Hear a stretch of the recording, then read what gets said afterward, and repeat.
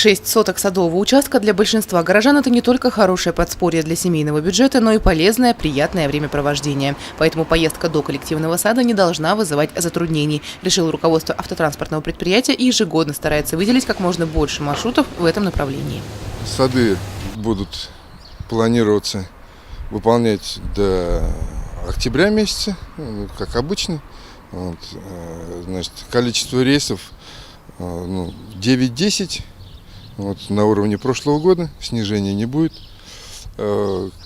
Предложения от садоводов, значит, принимаем по телефону 555-66. Значит, знаем, что там перебои с подачей воды в садах, там, когда удобнее. И мы подстраиваться под их график будем.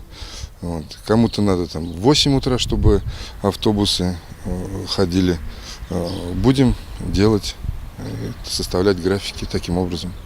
Рейсы в коллективные сады продолжатся вплоть до октября. Автобусники весь садово-огородный сезон будут работать с 8 утра до 23 часов вечера. Елена Афанасьева, Гурхамитов, Дамир Хайбуллин, Гульгинар Скильзин, телекомпания СТВ.